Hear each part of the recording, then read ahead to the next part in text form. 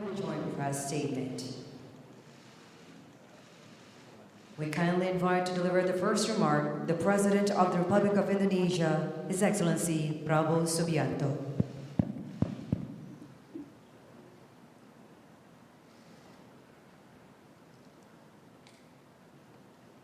Bismillahirrahmanirrahim. Assalamualaikum warahmatullahi wabarakatuh. Salam sejahtera kita sekalian.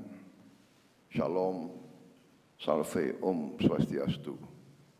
Namo Buddhaya, salam kebajikan. Yang saya hormati dan yang saya muliakan, Perdana Menteri Australia, Saudara Anthony Albanese, dengan para menteri dan pejabat tinggi, rekan-rekan media yang saya hormati. Saya sangat gembira dapat menyambut kembali sahabat saya, Perdana Menteri Albanese di Jakarta. Kunjungan ini juga menjadi kesempatan bagi saya untuk membalas sambutan hangat yang saya terima saat berkunjung ke Sydney pada bulan November 2025 yang lalu. Pada kesempatan yang baik ini, izinkan saya menyampaikan ucapan selamat Hari Australia yang jatuh pada tanggal 26 Januari tahun 2026.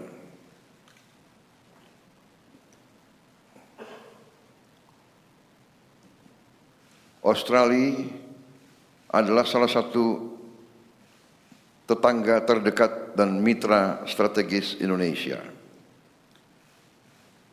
Australia dan Indonesia juga mempunyai hubungan yang cukup panjang, hubungan persahabatan.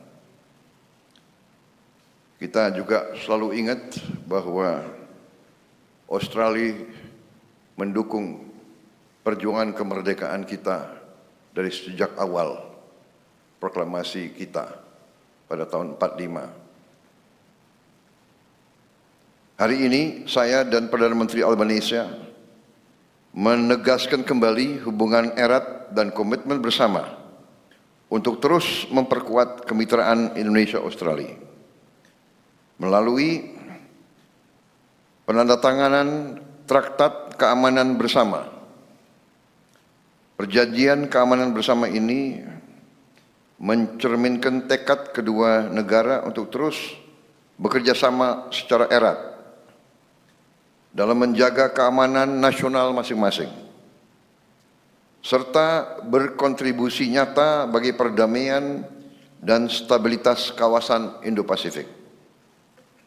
Bagi Indonesia, hal ini mencerminkan komitmen teguh terhadap prinsip bertetangga baik dan kebijakan luar negeri kita yang bebas aktif.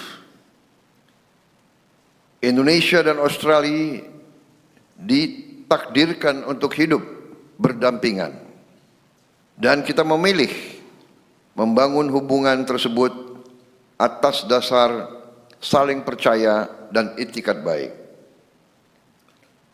Indonesia ingin bersahabat dengan semua pihak, dan kita tidak ingin punya musuh manapun.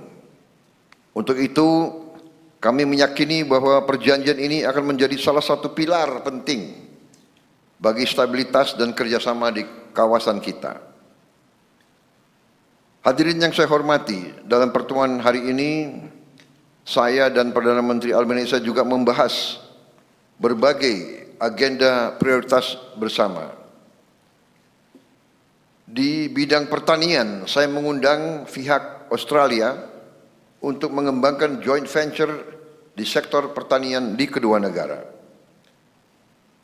guna mendukung upaya Indonesia untuk memperkuat ketahanan pangan kita.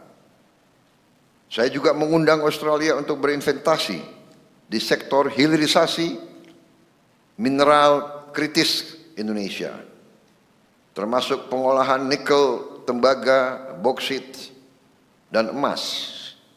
Pada saat yang sama, kami juga mendorong perusahaan Indonesia untuk berinvestasi di sektor pertambangan mineral kritis Australia.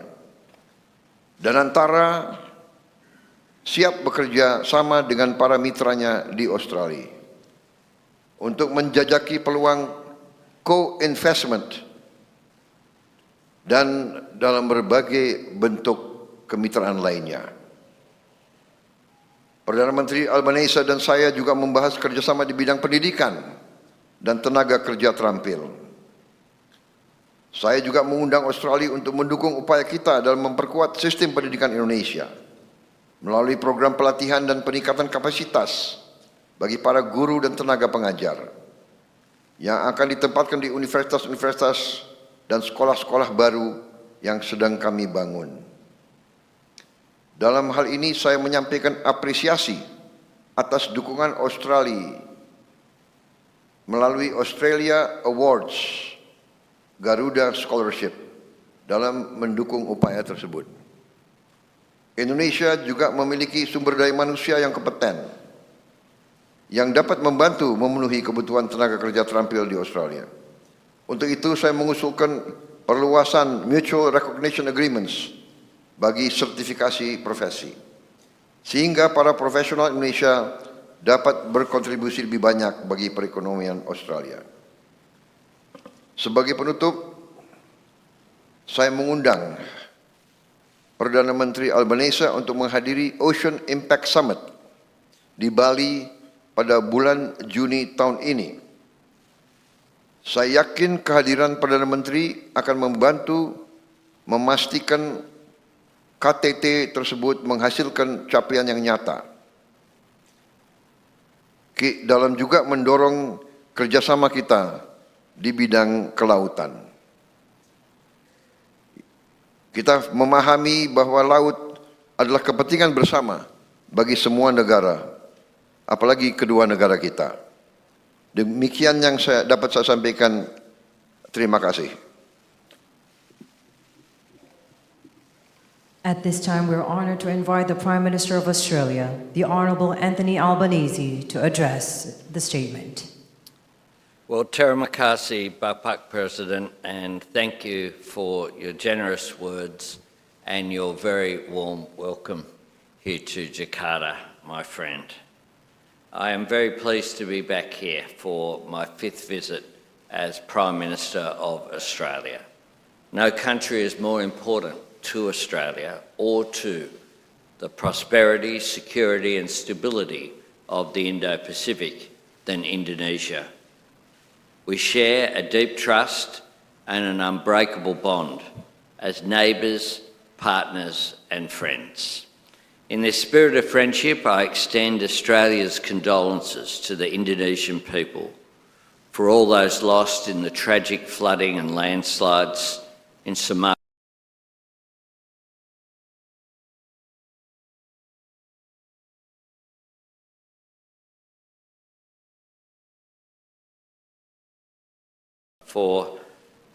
and the people of Indonesia for the condolences that were extended to the Australian people following the Bondi attack in December last year. In November last year, I had the honour of hosting you in Sydney. There we announced the substantive conclusion of negotiations for a new bilateral treaty on common security. And today we have signed the Treaty of Jakarta 2026. The treaty reflects the close friendship, partnership and deep trust between our two nations under our comprehensive strategic partnership. It builds on a history of defence cooperation dating back 3 decades to the Keating and Suharto governments, which was signed back in December 1995.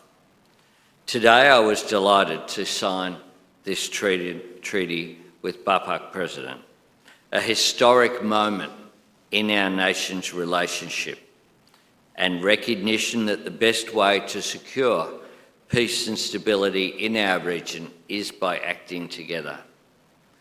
This agreement signals that Australia and Indonesia's relationship is stronger than it has ever been. The fact that we are signing this treaty today is testament to President Prabowo's strong leadership and his personal commitment to promoting security in our region and indeed around the world. As I have said, the treaty is a significant extension of our existing security and defence cooperation. It demonstrates the strength of our partnership and depth of our trust and cooperation. Australia and Indonesia share one of the world's longest maritime boundaries, which naturally makes us close partners.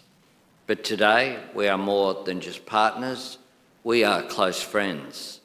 Today, to complement the Treaty on Common Security, I'm pleased to announce a range of new defence cooperation initiatives that reflect the growing strategic trust and ambition in our relationship, including offering to establish a new embedded position for a senior Indonesian officer in the Australian Defence Force, reflecting and reinforcing that trust between our two nations.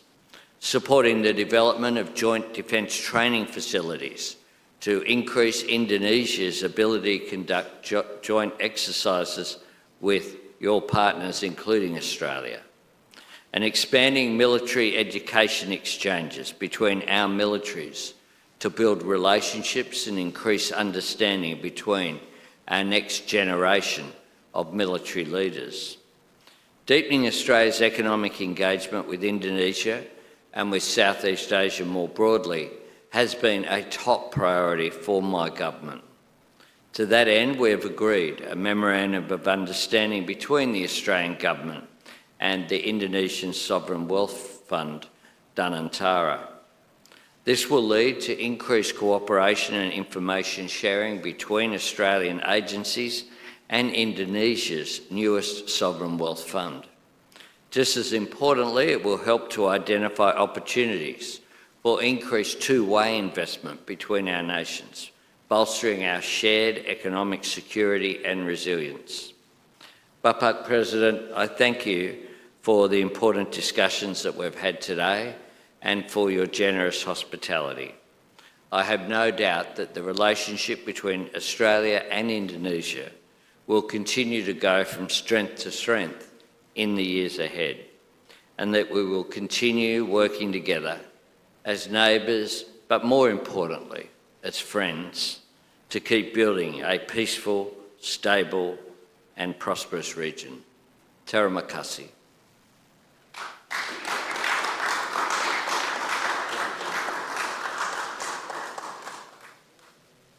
Excellencies, distinguished delegates, and members of the press, the joint press statement has concluded.